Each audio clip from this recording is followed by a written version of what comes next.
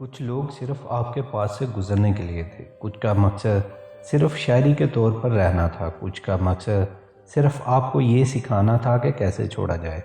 اپنا سبق سیکھے، اپنی گرفت ڈھیلی کرے۔ جب انسان اپنی وقت کھو دے تو اس کے لیے بہترین پناہ خاموشی ہے۔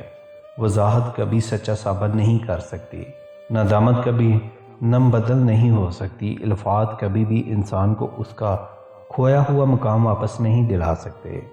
ہاں، خاموشی مزید تذلیل سے بچا لیتی ہے۔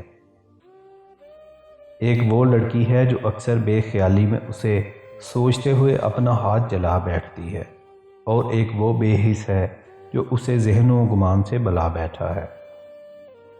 ہمارے معاشرے میں 80-90% شادیاں قائم رہنے کی وجہ یا بچے یا سماج ہے، محبت نہیں۔ حاصل کرنا یا پھر گنوا دینا یہ دکھ الگ ہے، لیکن جو کل تک آپ کا تھا پھر آج اسے کسی اور کا ہوتے ہوئے دیکھنا حوصلہ ٹوٹ جاتا ہے۔ اس قوم کی جہالت کیسے ختم ہوگی جو قوم اپنی اولاد کی تعلیم سے زیادہ اس کی شادی میں دولت خرچ کرنا فخر سمجھتی ہو؟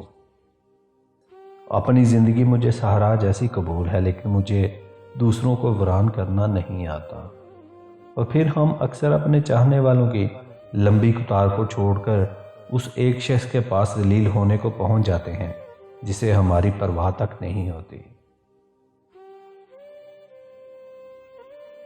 لوگوں کے محل دیکھ کر اپنے آپ کو غریب مت سمجھو، کیونکہ امیر اور غریب کی قبر ایک جیسی ہوتی ہے۔